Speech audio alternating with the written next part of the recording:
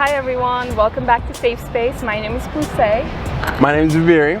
And do you want to do a little intro? Oh, all right. Hey everybody, my name is Zuberi. I'm 26 years old. You can tell where you're from. I don't know. Where I'm from. I guess we could say I've been in New York. I moved to New York when I turned 20. So before that, we're from Atlanta. Okay. You know? So yeah. Right. There you go. And for the topic, Zuberi suggested that we could talk about financial literacy and like financial goals that we might have. So we could talk about that and we'll get into it now. So let's go. All right, let's learn about financial literacy. What does that mean to be financial literate? I believe that you shouldn't have to wake up at 5 a.m. every day because you got to go to work. You should be able to live your life that you want to live, the life that you planned on living, by being free, by having assets, being financial literate. So, from my understanding, I'm 26 years old. I have no college education, and I work on Wall Street. How did that happen? Shout out to the program that we all know by the name of Year Up. So Year Up, we're not going to talk into it. I want you to go Google that, but it's YEARUP. Year Up. Changed my life. 1 year. Well, just to add, we were in the same program together, and that's how we know each other. Yeah. So there's if you want to get a house at a young age, I recommend these 3 programs. You have FHA loan, which is 3.5% down. So if you come up with anything, an average $300,000 house, 3.5% is maybe $10,000 to maybe $15,000. Start saving now, every penny. But you're gonna get a multifamily, all right? Why a multifamily? Because you're gonna rent out the other 2 units and you're gonna live in one for free. So you're gonna live virtually for free and have your tenants pay down your mortgage. Second one is NACA. NACA is you save, if you can pay rent, then essentially you should be able to pay a mortgage. And the NACA program is extremely intensive where you'll have to save money to show them that you have a track record of saving money to a point where they'll help you finance the rest of the house. So can you like when you say NACA, like what does it stand for? Do you know? That's a question I don't have the answer to. Okay. Maybe I can look that up. That's a Google. All so right. NACA, you just save 3 months. Let's say you want to buy a $500,000 house. I would recommend saving $2,000 every month for about 3 months, and then you initiate the program. And they'll help you also to get a house. No financing, they'll just see if you have the money. And the third program, that's for all you people with Navy Federal. All right, you don't gotta be in the military to have Navy Federal, you just gotta know somebody who got Navy Federal. That's the secret. It's not what you know, it's who you know. That's right. So now with Navy Federal, all you do is pay the closing cost, right? And then you can also pay down interest. Current interest rate is 6.7% on houses, which is ridiculous when it comes to trying to buy a house. But you can also, if you have the money, you can also pay down that interest, which is actually kind of cool. So NACA apparently stands for Neighborhood Assistance Corporation of America. Hopefully my mic is picking all this up, but yeah, there you go. I actually didn't know about that second one. And the last one, I feel like everybody really, like, not everyone, but most people probably have heard of and know of the military related like opportunities to buying homes. I know they usually have very low interest, right? Or like 0, or not even that. I think they're low on taxes, if I'm not wrong. I'm not great with like financial stuff. Like I know my own budget and like my own income and stuff, but other than that, I'm not great with like the programs that are out there and things like that. But even like when you talked about Year Up, I know I've mentioned on the podcast many times, like I've done this program and like blah blah, you know, like I've said that many times, but I haven't like mentioned what the name of the program is, or like how long it took, what the process was. But I think that it would be helpful for anyone that might be interested in it. As Zuberi mentioned, it's called Year Up, and it's pretty much like a year-long program where for the first 6 months you are learning everything. So it's called the learning and development phase. and then the second 6 months is just internship, and that's where you and I both got our jobs pretty much. But for the future, I think you mentioned like all these like other programs for getting a house and things like that. I think people don't realize, but yes, as much as like we want to reach where we want to go, like buy a house, like I want to buy a house eventually. I'm right now I'm 23, I'm gonna be 24 this year, but like in the next few years, like my plans do include getting a house. Maybe it's not gonna be as easy as I think, but I think the consistency of like budgeting and saving, and also probably investing your money is like more important. I'm not great with investing, but honestly, like I try as much as I can, and I try to like read some things online, watch some videos on YouTube. I'm sure like other people do as well. But it's definitely helpful to, at a young age, like learn about what budgeting is, what saving is, and investing, because if you don't, then I see or hear of a lot of people who just like get their paycheck and then just like, you know, they pretty much live paycheck to paycheck, and they don't think to like budget and save their money, like the excess of what comes through, and then, you know, they pay their bills, but then everything excessive to that, like except for the bills, then they just go out and like start spending it on shopping or food, or, you know, not that those are not necessities, but I think some things can be like reevaluated and cut out, because otherwise you're just like going out and just putting everything out there, and like you're left with nothing, and no emergency fund, which is also another important thing. Like I have saved up an emergency fund now. Like if I think they say to have like an emergency fund of like 6 months. Like if you didn't know that? Yeah, it's I heard of it, but like ideally, that's beastly. Yeah. 6 months is a lot. Yeah. So I haven't. I guess you could say like I do try to do everything on my own that I can, for like knowing like if anything happened today, that I could still survive for the next 6 months, or like for a short period of time at least, to make sure that like I can pay for like housing and like my bills and like food and gas and things like that, or transportation. And yeah, I think those are important, and I think a lot of people don't take that into consideration. Like a lot of young people don't, but also a lot of older people don't either. So like it's harder for them to teach younger kids or like their own kids what that means. And then, well, we are in the age of technology where we can learn it online, but then again, when your parents didn't really teach you, like not for me, but like I know for other people, it's harder to learn what that looks like saving and investing, and kind of like turning that money around so that you're not left with $0 at the end of like the month or at the end of the year. Yeah. Would you want to add anything to like your experience of like obviously like you have these goals, or maybe if you want to talk about like any goals that you might have in the next 5 years or like 10 years for like your financial status, I guess, or like where you would want to be? Okay. Next 5 years, so I'll be 32. I most definitely want to own at least one apartment complex, so maybe like 18 units, give or take. And that's where, like in New York? Oh heavens, no! A brownstone's like a couple million. That's like 3. But you know, maybe out in Utah or somewhere other in the Midwest. Okay. Can't really say it off the top of my head. What was it? So like in a different state. Absolutely. Okay. Absolutely. Because what was it? You got so many abandoned buildings out here that, and yet we have a homeless problem, and there's abandoned buildings. There's a whole bunch of stuff. Doesn't make sense if you really think about it. Yeah. But what else? What other cool things I want to do in the next 5 years? Like financially. Financially? Yeah. Continue build up my company that I'm working on. You know, that's a process. Yeah. So where I can be more hands off, and then all I do is write off the checks. Yeah. So that's the goal. Yeah. Do you want to talk about your company, or like what is it? Because all right, so I applied for my LLC like about a month ago. It's Blue Pebble Realty LLC. Okay. We're a wholesaling business, so you know, the middleman always gotta get paid.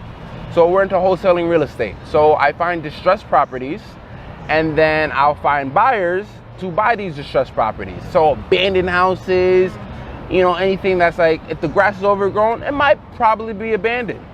And then we assess the situation. Maybe if it's like 3 bedrooms, 2 baths, 1,500 square feet, gotta run a ballpark around, let's say it's in Dayton, Ohio somewhere, right? Ohio's average market's anywhere from like 200,000 to lower. If it's abandoned, then we can get that, you know, for 80,000, fix it up, find somebody, and then resell it to somebody for like 110. That's 30K right there. Yeah. So yeah. Yeah, I mean, I'm not great with like business ideas and stuff. Like obviously I do, like the only business idea I might have is like the podcast. But for example, it's great that you have like an actual plan of, or like an idea of what that price or like what that amount looks like. And I didn't know about the whole new company thing, but congrats, by the way. Oh, thank you. Oh, we doing it. We moving. Yeah, I mean, it takes consistency and hard work, but I know like for example, earlier you asked me like why I went back to school, right? Like, for example, that I see like as an investment in myself. And like a business is the same way. It takes time. Like for example, like let's say you go to college, for people that might, or for those that don't, it depends. But let's say you do go to college full time. You end up being there for 4 years, then you get your bachelor's. But those 4 years are like really hard to get through. So it's like, it is like an investment in yourself, but you look at businesses the same way. It might take you multiple years to build it up and also to like get it off the ground, to make any type of money so that the business can turn itself over, rather than you, because I know they usually say that for the first year, businesses, like you put more money in that you get out. Like you actually have to put in the money rather than you like getting that money. So, and then I think after the first year, and I know there's a statistic, I think it's like 1 out of 10 businesses are like survive every year. Like every year, like 9 out of 10 businesses fail. So there's only like 10% chance that your business, like I'm not saying you, but like it is hard work and takes consistency. Yeah. And it's great that you like started it. But let me know how it goes, because you know, like I didn't even know you had this going and like you started this, but it's great that you did. I think even if people start anything as a hobby, I feel like it's always good to like start something that, I heard a quote the other day. I did a vision board last night, and I had a quote on there about, I think it was, it said, I'm trying to remember what it said, but it said like, if you can do it for free, why not ask, like why not, or no, what did it say? It said like, if you can make money doing it, why do it for free? That's what it said. Yeah. That makes sense. Yeah. That so one. I put it on my vision board because I was like, you know, like I'm good at all these things in my life, and like I have like all these skills and talents and stuff, and you know, I can do these things for free, but also like you can build that up slowly and consistently, and then slowly start to like make an income. And maybe it may not be like enough to get you off of your job right away. And I think people also forget that you need to have a consistent income first, like through a job, through an employer, and then like save, and then like do your side business or side hustle on the side, and then just build that up to the point where like you feel comfortable that that's taking off on its own without you interfering with it. And then like I think you can quit your job, or like you can just put 100% of yourself, your time and effort into your business. But I think a lot of people forget that, you know, like you have to build it first. You can't just like put a month's worth of effort into something and then money into it, and then, you know, think that like that's going to take off and it's going to be fine. But it takes consistency, it takes work, and it's not always nice. Sometimes you lose money, sometimes you have to like give up the business, and I know in a lot of like ways that can happen, and I've seen other people like experience those things. So I think it's important for people to know that yes, we are young, and like we are, by society and by social media, we're like fed these like things about like getting a lot of money quickly, but it's like it doesn't happen quickly. It takes time, and it takes work, and it takes effort put into it. And I think that's like probably more important, to like consistently work on it, and then like build your skills and like the side hustle on the side, but keep doing it consistently. Yeah. But would you add anything onto that, like in terms of like what you think that you need to do, or like what you would suggest other people do going forward if they're like trying to build something? Like you can't depend on motivation, because there's gonna be days where you just do not want to get up. Yeah. That bed is by far the most comfortable thing in the world. Right? I started running back again, you know, and there'd be days I walk, right? Ain't nothing wrong with that, and there'll be days I run. But the fact that I keep going on the track, then I know consistency is the key. Yeah. And you also mentioned like investing in yourself. Remember, like, there's diamonds in your mind if you think about it. Acres of diamonds, just straight, pure, good ideas and thoughts. I like that, yeah. And if you're not investing in yourself, you can't get all this money. The money will come when you really build yourself up to the point where you're that go-to person where nothing operates unless they go to you first. Or if you're at work and the day that you're gone, then everyone's like, what do we do? Yeah, because you bring some type of value. And I love that you say that, because I think people forget that as much as you want to build a business, like you have to, it's so true, you have to build yourself up first, and like you have to bring value to whatever you're doing, your team, your company, whatever it is, that they look to you for solutions to fix the problems that they have and things like that. Because otherwise, if you, like, I mean, it's true of any, like, whether it's work or whether it's your own company, it's true of other relationships too. If you don't bring any type of value into something, like, then you're not gonna get anything in return. So like, it's similar to investing. If you don't put money into investing, for example, if you don't invest your money in, I don't know, maybe like stocks or like funds and things like that, like you're not getting anything because you didn't put anything in. So it's important to know that you have to put some type of value into it first.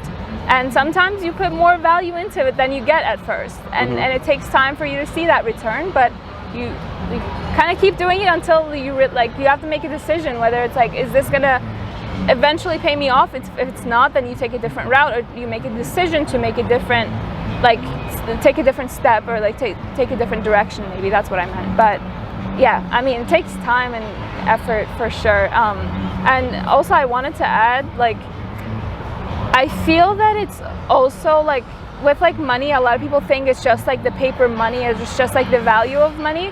But if you look at money just as that, I feel like it kind of also takes away from like you have to focus on like the actual abundance of everything in your life, not just money. So building yourself up as much as like investing in stocks or whatever it is, like you have to look at it in a, I guess, maybe not so positively all the time. Like you said, like, you know, you started running, but some days you walk, you know, you have setbacks. So you have to look at it as if like it's gonna eventually work out for me, and kind of think of it as like you have abundance in your life, because otherwise you're just kind of attracting like this negativity and like all this. Because if you have like that mindset, you also attract similar types of people. So you're gonna attract similar type of money or like similar financial status. Eventually, it all builds up and it all like pays off and it comes to you. But I think it takes work for sure. And I love that you said like a lot of people. I don't know what you said at first. You said something like diamonds. The acres of diamonds. Acres of diamonds. All in your mind. Yeah, exactly. I know, I probably like steered you off from what you were saying, but I loved it. If you want to keep going and add on to it, you can, because it was really good, yeah. There's this thing I listen to, it's called The Stranger's Secrets by, wow, not like this. So it's The Stranger's Secret by, I'm drawing a blank. Is it on YouTube? Yeah, it's on YouTube, but I forget the author. I want to say... Oh, it's an audiobook? Nah, it's a little excerpt. It's like 15-minute video. It's like 30-minute video, my bad. Okay. I listen on all my podcasts on 2x speed. Okay. So it's The Stranger's Secret. I don't want to say Napoleon Hill or Neville Goddard or Napoleon Hill, right? Okay. And it goes that The Stranger's Secret is that out of 100 people, only 5 are going to be successful. So just that, like, are you... That's 5%. Yeah. So from the ages 25 to 65, only 5 will be successful. And then when you think like that, like, you know, in the Matrix, are you the chosen one? Neo wasn't the chosen one at first until he decided that I'm that guy. Yeah. And you gotta go through life like, I'm built for this. Like, I'm here because I'm supposed to be here, and I give everything I can to stay here. Yeah. Because remember, there's other people out there, well, what you want. Like, we live in New York City right now. Yeah. Don't even think about it. Yeah. I think it's, I kind of lost track of what you said in the middle, but I was going to add on to what you said. I don't remember it though. Oh, was it Napoleon Hill Acres of Diamonds, or? No, it was after that. The 5%? Yeah. I think it was about the 5%. I don't remember what I was like going to say, but I think a lot of people also like end up starting and then they realize like how hard it is or like how difficult it is, and then they don't continue. I think that's probably like the 95% that like that book or like excerpt or video that you said is like referring to, because I don't know. I think it's also after you build whatever you want to build, you also have to keep working to maintain it, which is also like, people think that, okay, I want to work, like, you know, I want to have my own company, I want to have financial freedom and, you know, independence and stuff. And then they build it what they have, but in order to sustain it, you have to keep working just as hard as you did before you started. It doesn't like, yes, like eventually you get to a point where like things start to circulate on its own, but once you stop, like that doesn't mean it's like, it's gonna continue on its own. You have to eventually like keep going, because you will cut off the money supply. It's like turning off the faucet and then thinking that more water is going to come, but it's not. You close the faucet because you're not really like putting anything into it. You're not letting the money flow in, or like you're not putting money back to the business, so it's eventually going to be like cut off. Yeah. Or the government or whatever you know, the company is going to come off and like shut off the water at some point. But yeah, I think I don't remember exactly what I was gonna say still, but that was my only thought that I had. Okay. Yeah. All right. You gotta have a why. If you don't have a why, then you might be doing it for nothing. Like, what was it? Currently, I watched some TikTok video where he says he fasts the first 5 days of every month, right? You know, those crazy people who take cold showers and things like that. I was like, I like trying things. Cold showers, terrible. Yeah, they're bad. They're bad. Terrible. Cold showers are terrible. Fasting first 5 days of the week, trying to exercise fully fasted. I remember Ramadan. I think that's the first week. I'm drinking water. I don't care what y'all say. It's not a full fast, but no solid foods. Trying to run, trying to work out. Your body's fatigued, and every day you're just like, man. Sometimes people live like this, and I have the benefit of be like, if I wanted to stop, I can go get something to eat. But then other people, they be like, nah, like I can't get something to eat, or they think about their children. That's another thing. Yeah. So it's cool.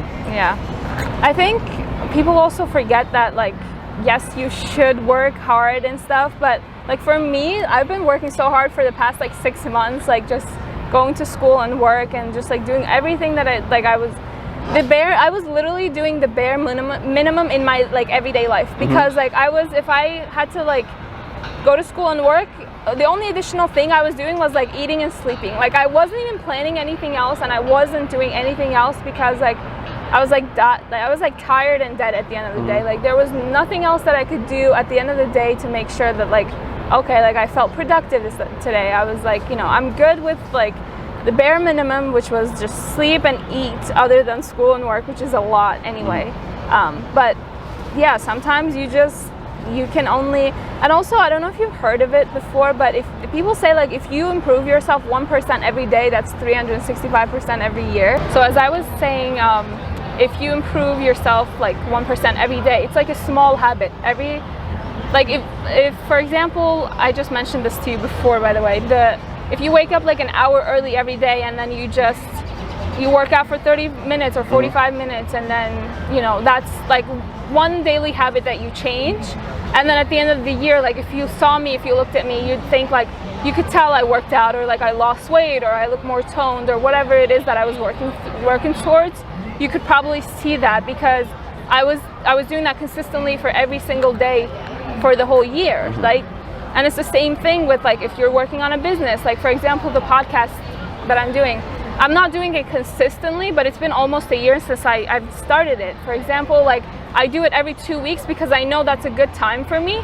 But when I sit down and I start editing, it takes me a few hours. But when I film, then I have to get together with people and like plan that and like work around those things. And then like all of that combined, that's a lot of work and my hours and stuff that goes into it. So at the end of the day, like 5 years from now, if you look back, you're gonna be like, wow, that's close to like 100 episodes. Like, you know, like it builds up, and it's already been, I think you mentioned this earlier. We're 14, episode 14. Yeah, so you're number 14, exactly. So, but if you wanted to add, you said there was, I think, a book or like the 12-week. So it's more of a system. It's called the 12-week year.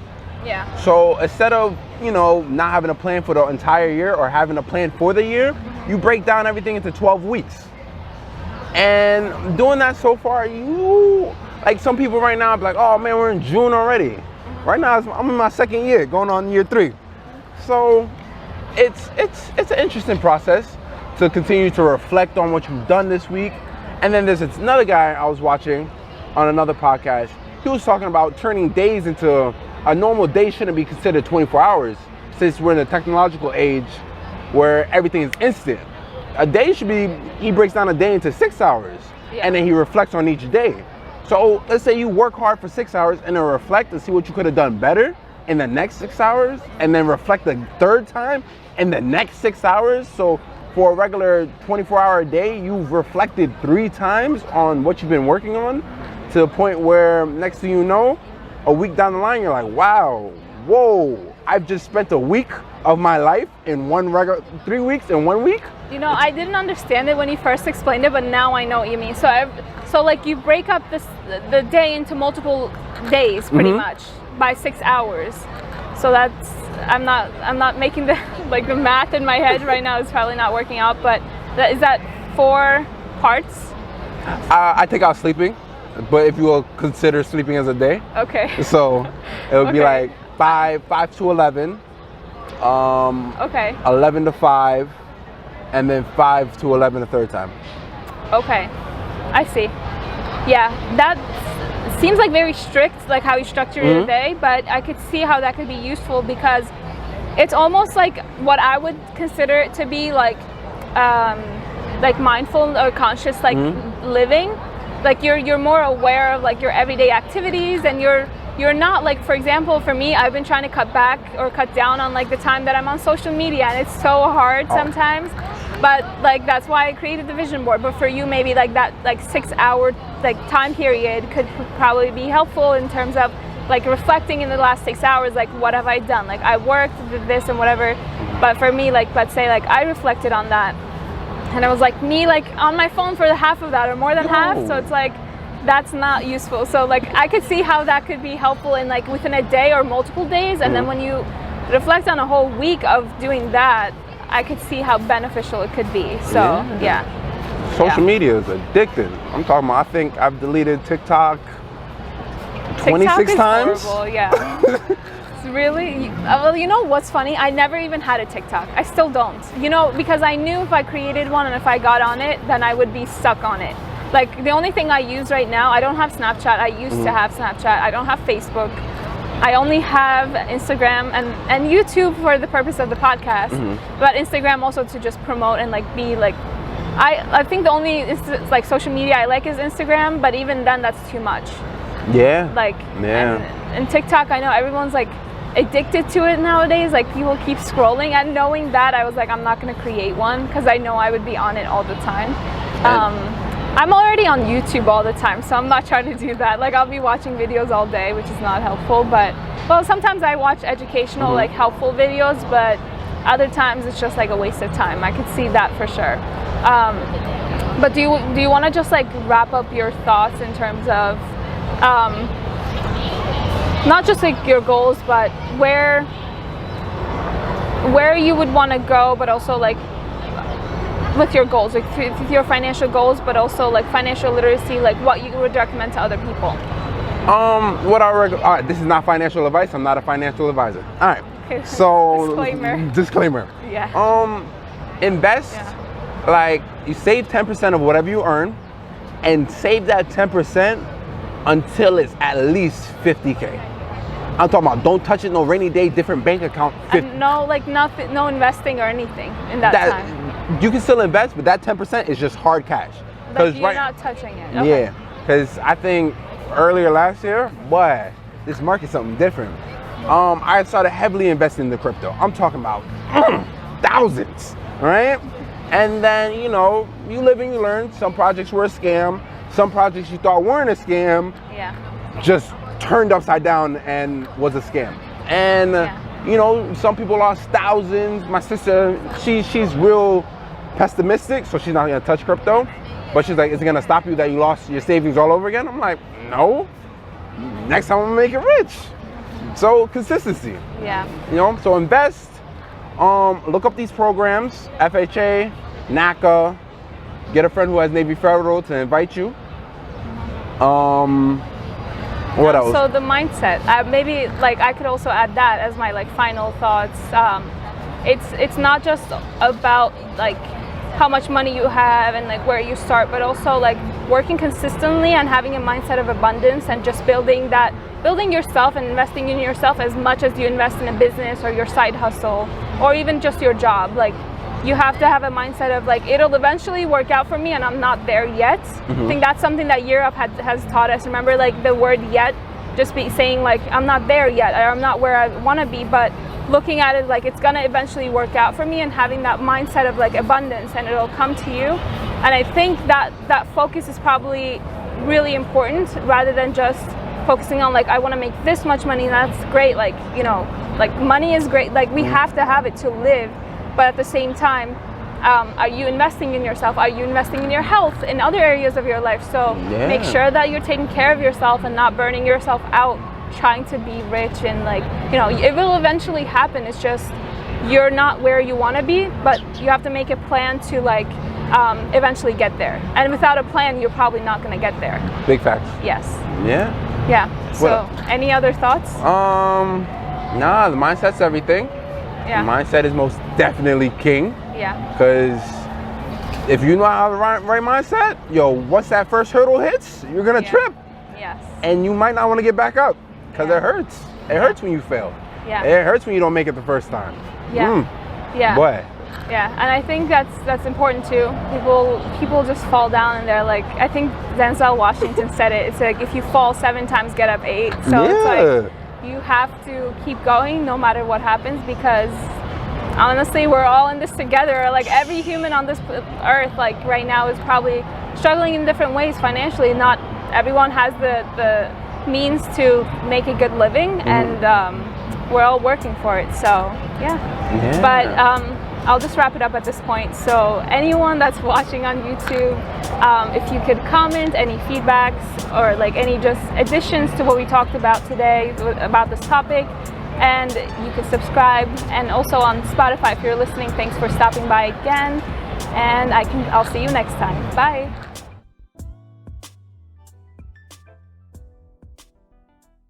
Practicing, rehearsing. With Safe Pace Podcast.